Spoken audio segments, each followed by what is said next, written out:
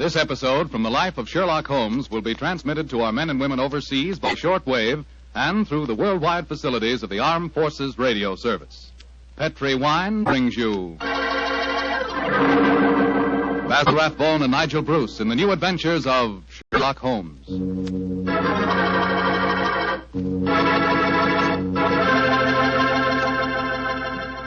The Petri family, the family that took time to bring you good wine, invite you to listen to Dr. Watson tell us about an exciting adventure he shared with his old friend, that master detective Sherlock Holmes. And so while you're getting comfortable, I'd like to tell you about an old American custom. The custom of serving a glass of sherry wine before dinner. Petri, California sherry. You know, Petri sherry is to a good meal what the overture is to a good musical comedy or an opera. Before you sit down at the dinner table, just pour yourself a little glass of Petri sherry and sip it slowly. Look at that beautiful amber color. Smell the fragrance of those sun-ripened grapes. And taste that fine sherry flavor. You'll agree with me, I'm sure, that Petri sherry is the best beginning a good meal ever had. And say, if you happen to like your sherry dry, as I do, you'll really like Petri Pale Dry Sherry. Believe me, you can't go wrong with any wine that bears the name Petri, the proudest name in the history of American wines.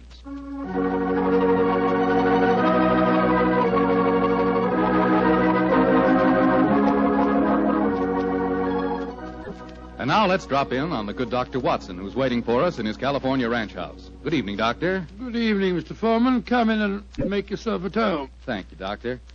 Sitting here with the lights off, I see. Have you been getting yourself in the mood for tonight's Sherlock Holmes story? No, my boy, I was watching the sunset. It's quite a beautiful tonight. Aye, Doctor, the sun set over an hour ago. Yes, I know that, young fellow, my lad. I know that. But at my age, a fellow's entitled to take a little snooze after dinner, isn't he? Of course he is, Doctor. And now that we've settled that, how about tonight's story? Well, a very beautiful girl figured prominently in this adventure, Mr. Foreman. Her name was Jasmine Lafleur. Huh? You say that again, Doctor, please? I know, my boy, but that was her stage name. When she was a magician's assistant, unfortunately, I never had the opportunity of seeing Jasmine Lafleur in the theater. But I'm told that she was a fascinating figure in tights and spangles. When Holmes and I first met her, however, she was dressed a little more conventionally. And her name was then Diana Vennering. Lady Vennering. Lady Vennering? Say, those tights and spangles really paid off, didn't they? Well, how did you and Sherlock Holmes come to meet up with her, Doctor? In rather spectacular style, Mr. Foreman. Miss Lafleur became something of a femme fatale in the early 1900s. First of all, she married Signor Rossoni, the magician for whom she was working. On the wedding night, he was mysteriously stabbed to death. A few months later, Madame Rossoni, very fetching in her widow's weeds, I'm sure, met Sir Wilfrid Vennering. And, after a whirlwind courtship, she married him. Don't tell me he got murdered, too. He did, Mr. Foreman. Also on the night of the wedding. But this time the police found a suspect. It was a certain Major Beckworth, cousin of the dead man, and an ardent suitor of the fair Diana. The trial at the Old Bailey was one of the most sensational I ever remember. Sherlock Holmes and I, in court on the closing day as a jury, were still considering their verdict. Holmes, the jury's been out over 8 hours. I bet you they can't agree on a verdict and there'll be a new trial. I think not, old chap. Look, here they come now. You know, there's a strong moral probability of guilt, but I'm sure they'll agree that there's insufficient evidence to convict. Oh, perhaps you're right. Just look at Lady Vennering down there ahead of us. What a stunning woman. Yes, and a woman of great poise and courage. Here it comes. Gentlemen of the jury, have you arrived at a verdict? We have, my lord. How say you? Do you find the defendant guilty or not guilty? Not guilty. Exactly. Come on, Watson. Let's get a breath of fresh air. Well, I was wondering perhaps if we shouldn't go over and congratulate Lady Vennering. On what? The fact that our husband's murderer has not been found? Oh, I suppose you're right. You ever read the book of Tobit, Watson? Tobit? I don't think so. When was it published? Oh, a little before our time, old chap. It's an Old Testament story. Whatever made you think of it at this moment? Well, it's so remarkably apposite with the case of Lady Vennering. It deals with a highly peculiar series of murders, 7 of them, if I remember correctly. Who was the murderer?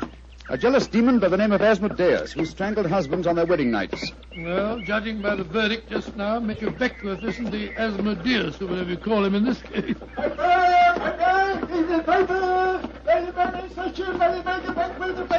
Here, our boy, here. Give me a paper. Thank you, Governor. Thank you. The paper! Well, Holmes, what does it say? Oh. Wait a minute. Here we are. Listen to this. Lady Veneering, widow of the murdered man, says that she will marry the suspect. Lady Veneering told newspaper reporters this afternoon that if Major Beckworth is acquitted, she will marry him before the year is out. Oh, upon my soul, Holmes, there's a positive sparkle in your eye as you read about her. I must admit the lady fascinates me, old chap. I hope before she becomes involved in any further tragedies that we may have the opportunity of meeting her, and something tells me that we will.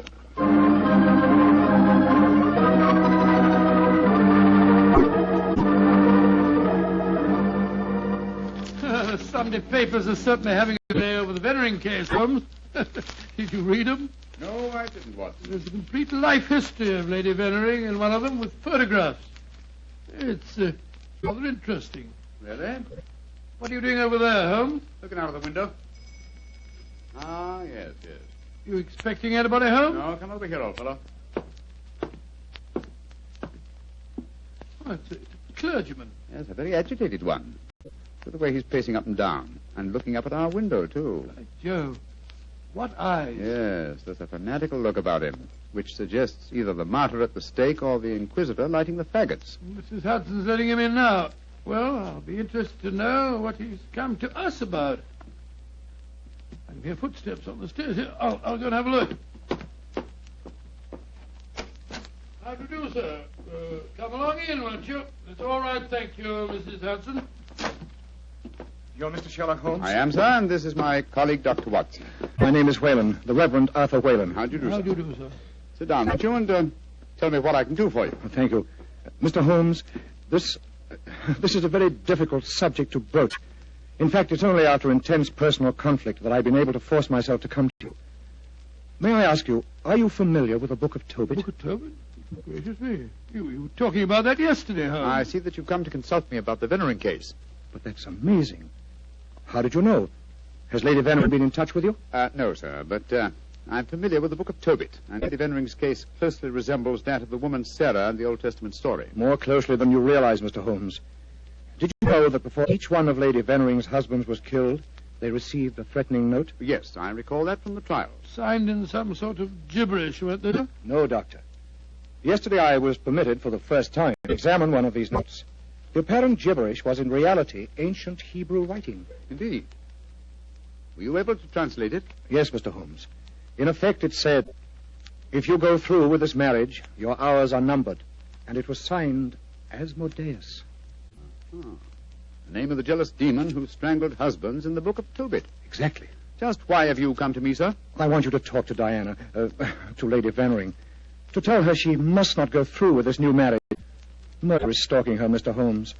I have argued with her, prayed with her, implored her to realize her danger. But she is adamant.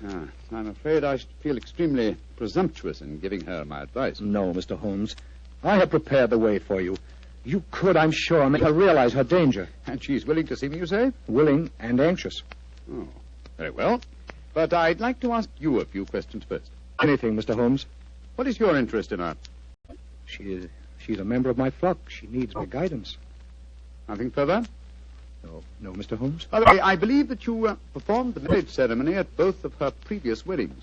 Yes? Are you proposing to officiate the ceremony if she marries Major Beckworth? Well, I don't know. I'm hoping that marriage will never take place.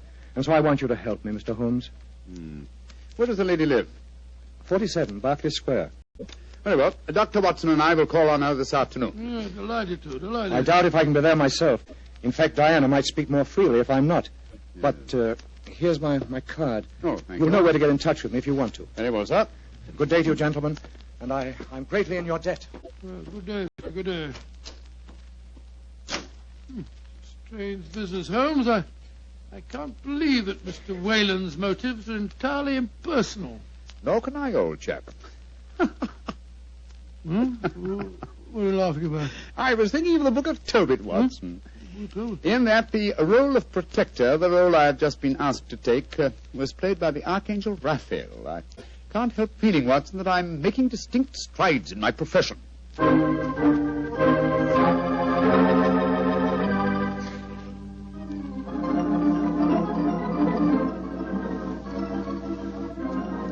Mr. Sherlock Holmes. I'm so glad to meet you. How do you do, Lady Vennering? May I introduce my old friend, Dr. Watson? How are you, Dr. Watson? I'm awfully glad to meet you, Lady Vennering. Let's sit down, shall we? You're just in time for tea. Thank you. You know why we're here, of course. Oh, naturally. Mr. Whalen came round here as soon as he'd left you. You're to persuade me to look after my mortal affairs, while he takes care of my immortal ones. Isn't that it? Well, that's charmingly put, Lady Vennering. Charming. May I say, Mr. Holmes, that I'm flattered that a man of your eminence should be sufficiently interested to bother about me. You underestimate your own importance, Lady Vennering. Though I may mention that if your problem had been as simple as Mr. Whalen made it out to be, I might have been otherwise engaged. You're being very frank and a little mysterious. Are you suggesting that Mr. Whalen didn't tell you everything? I am. And I hope you will be more candid with me. Sherlock Holmes, I like you. You're most refreshing. Milk and sugar in your tea? Just milk, thank you. Here you are. How about you, Dr. Watson? Oh, just the same way, please. Hey, thank you, my dear. And now, Mr. Holmes, perhaps you'll tell me why you think that you haven't been told everything. Before I answer that, Lady Vennering, I wonder if I might ask you some questions. But of course. Anything. When your first husband, Signor Rossoni, was killed, did the police find any suspects? Yes, one. Ferdinand Gautier, a young man who had been an assistant in our Magician's Act. A stupid, good-looking boy who thought he was in love with me. But of course Inspector Lestrade had to release him. There was no evidence. Inspector Lestrade, well, you can bet that if he arrested him, the boy was innocent. A warning note was found among your husband's effects, wasn't it? Yes, and it was signed in Hebrew with the name Asmodeus. But perhaps you're not familiar with the Book of Tobit. Oh, yes, sir, I am. I'm familiar with it, Lady Vennering. How did you know then that the Hebrew letters signified that name? Mr. Whalen translated them for me. Oh, I see. And also read me the Book of Tobit. He's always been particularly fond of that book. Perhaps because it illustrates his own ideas on the dangers of marriage. But Holmes told us that he hadn't seen one of the warning notes until yesterday. Precisely. Lady Vennering, I read in the papers that you intend to marry Major Beckwith, the man who has just been tried for your late husband's murder. Yes, Mr. Holmes. When are you going to marry him, may I ask? When it pleases me. Doesn't it occur to you that a great deal of comment will be caused? Also that Major Beckwith's life is in obvious danger? Of course it occurs to me, my dear man. But because of two tragic marriages, am I to spend the rest of my life alone? As Mr. Whalen would have me do? I'm young, alive. Peter, what are you doing here? I just arrived back in England today, Diana. What's this I read about you marrying Beckwith? Peter, I have guests. Mr. Sherlock Holmes and Dr. Watson. This is Peter McComas, one of our most promising young painters. Diana, tell me it isn't true. When I left England, you loved me, and I you. I come back, and what do I find? You're planning to marry Beckwith. Well, I won't stand for it. If you think you can throw me over like some silly boy, you're very much mistaken. I can tell things, you know. I can tell lots of things. Get out of here, Peter. Get out. Diana. And don't come back until you've learned manners and discretion. But Diana... Get out!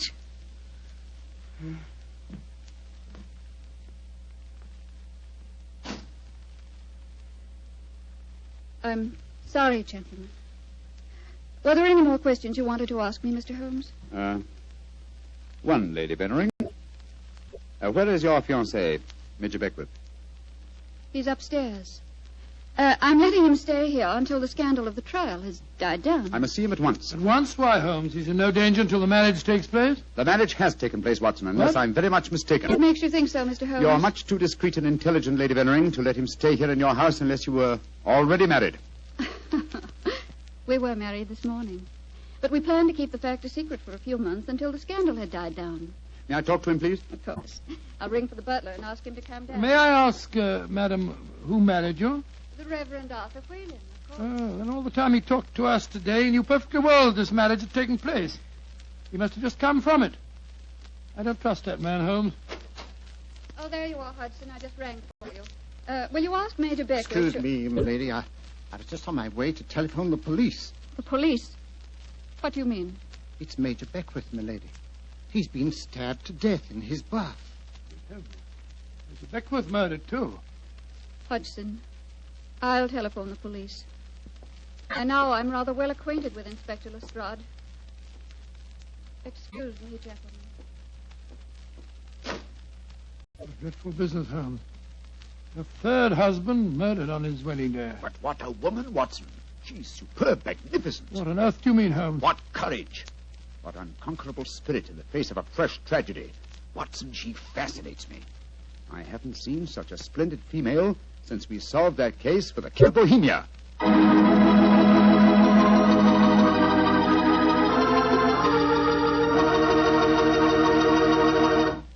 Dr. Watson's story will continue in just a few seconds. Time enough to remind you that the easiest way to make good food taste better is to serve that good food with a swell Petri wine. And there are two Petri wines in particular just made to go with food. Petri California Sauterne, a delicate white wine with a subtle flavor that's perfect with chicken and fish.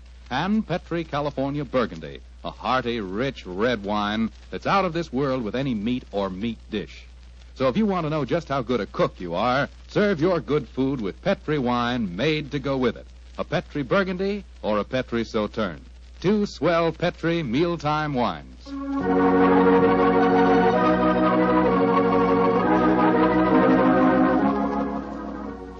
And now back to tonight's new Sherlock Holmes adventure. The famous detective and his old friend Dr. Watson have become involved in the affairs of thrice-married Diana, one-time magician's assistant. Each of her husbands has been mysteriously murdered on his wedding day, the latest murder occurring on the same day that Sherlock Holmes and Dr. Watson are brought into the case. As we rejoin our story, it's a month later, and for some obscure reason, Sherlock Holmes seems to have lost interest in the case, though not in the beautiful Diana. Mr. Holmes. Yes, Lestrade? It's over a month now since Major Beckwith was murdered, and we haven't found a single clue to it. You expect me to supply the deficiencies of Scotland Yard? Well, it's unlike you not to help us, Mr. Holmes. And after all, you and Dr. Watson were in the house when it happened. If you ask me, the murderer's either McComas, that Irish painter, or the clergyman Whalen. What do you think, sir? As far as I'm concerned, the case is closed, Lestrade, and I wish you'd stop bothering me. What do you think I am? Nothing but a detecting machine? Mr. Holmes, whatever's come over you? Holmes, you're not going out again this evening, are you? I'm afraid so, old chap. Well, this will be the fourth night in a row. I was hoping that we might have a nice, quiet evening in front of the fire. Oh, I'm sorry, Watson, but I promised to take Diana to the horse show at Olympia. I should be home by midnight.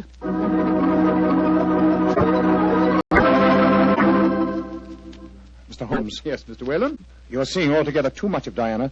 She seems to be completely under your spell. But you introduced me to her in the first place, with the request that I keep an eye on her. I made a great mistake. As her spiritual protector, I'm afraid I must ask you to stop seeing her. I'm afraid I must ask you, sir, to mind your own business.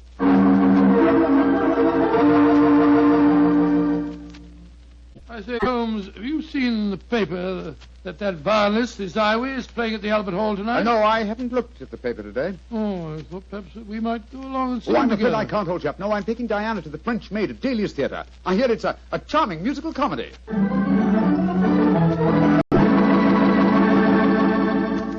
Look here, Holmes.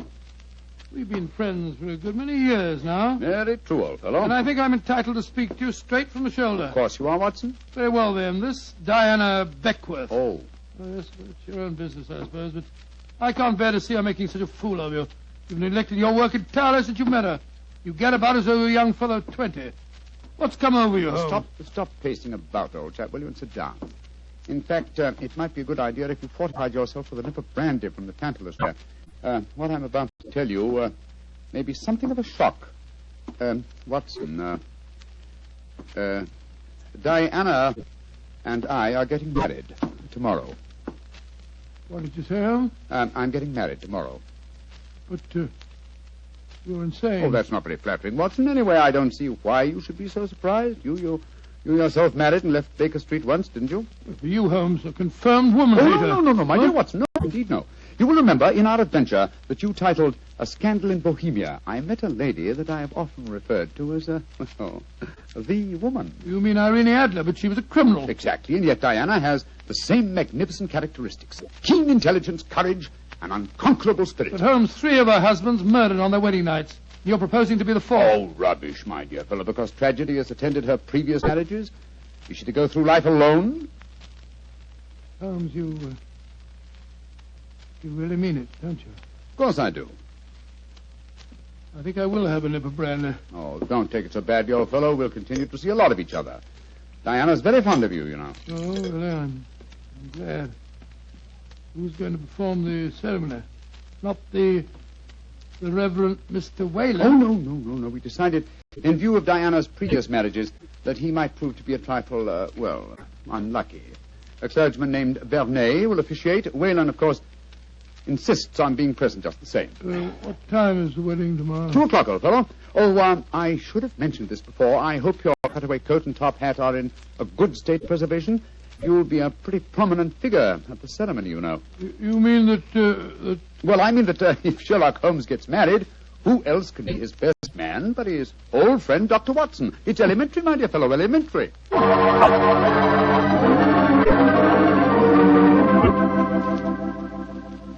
I now pronounce man and wife, and those whom God hath joined together, let no man put asunder.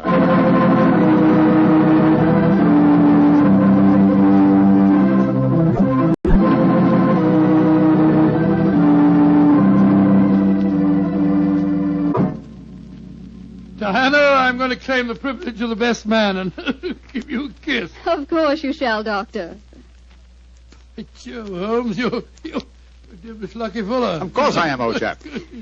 Sherlock, I'm going upstairs to change my dress now. Very well, Diana. I'll be up shortly. I'll see you later, Dr. Watson. Very well, Mrs. Holmes.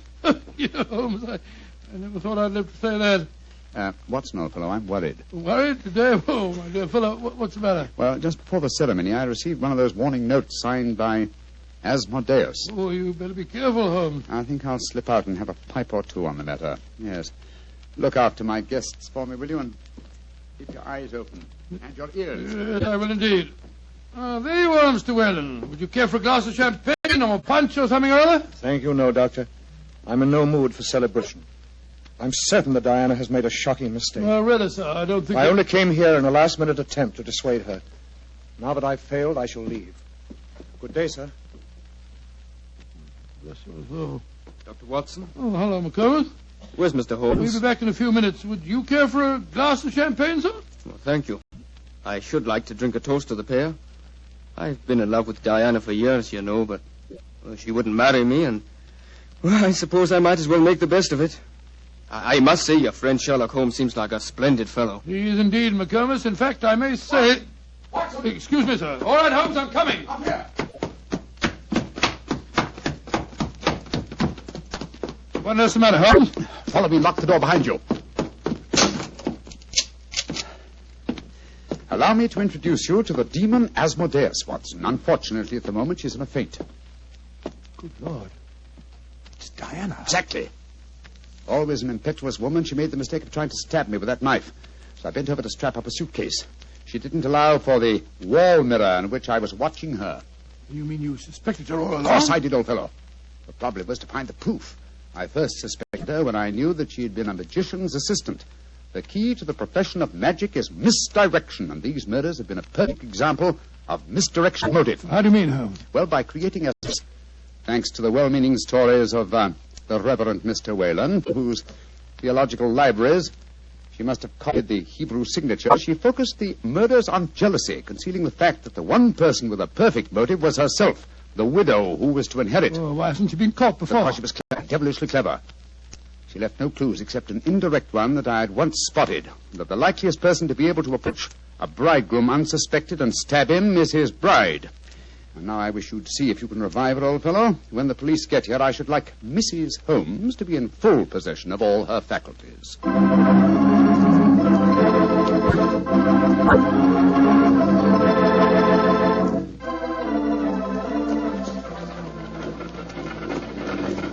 Well, Holmes, I must say I never expected to be driving back with you to Baker Street on your wedding day. I can't tell you how happy I feel. Dear old Watson, you really thought that I deserted you, didn't you? Well, naturally, I wish you'd told me the truth. Well, I couldn't tell anyone, not even you.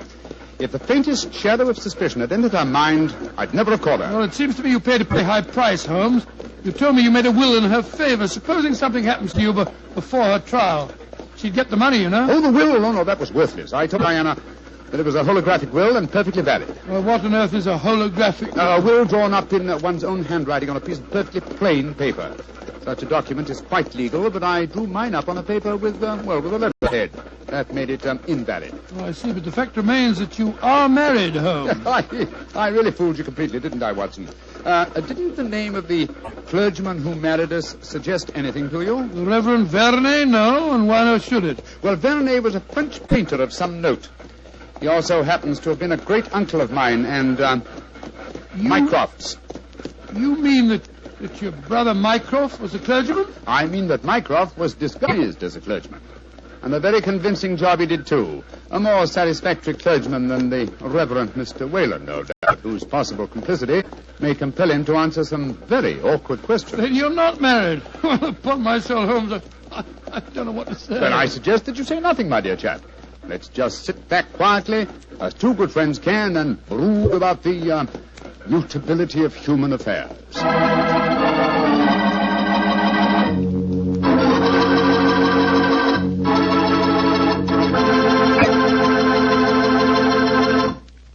Well, Doctor, tonight's adventure was really a little extraordinary, to say the least. Holmes sure had a narrow escape. Doubly narrow, Mr. Foreman, doubly narrow. He not only escaped the jaws of death, but he also escaped the clutches of matrimony.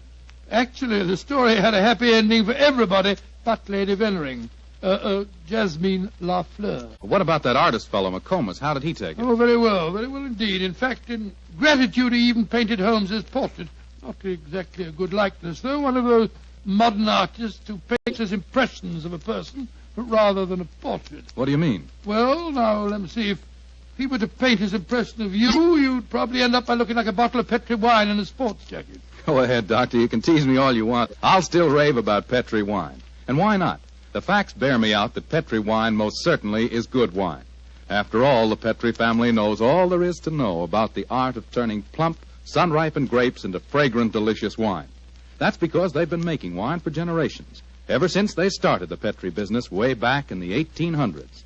And because the making of Petri wine is a family affair, the family has been able to hand down from father to son, all their skill and knowledge and experience. And believe me, that adds up to plenty. So no matter what type of wine you prefer, one to serve with meals or a wine for any special occasion, choose one of the fine Petri wines. You can't miss, because Petri took time to bring you good wine. And now, Dr. Watson, what story do you have lined up for us next week? Well, now, let me see, Mr. Foreman. I'm going to tell you about a strange adventure that began by my taking a wild cab ride through the moonlit streets of London and ended with Holmes and me being trapped in a luxuriously furnished cellar below a furniture warehouse down by the waterfront.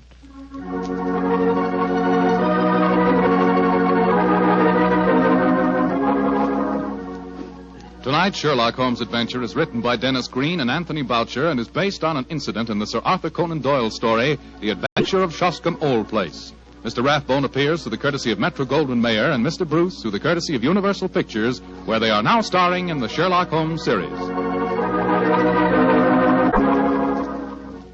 The Petri Wine Company of San Francisco, California, invites you to tune in again next week, same time, same station. Oh, the Petri family took the time to bring you such good wine. So when you eat and when you cook, remember Petri wine. To make good food taste better, remember... Petri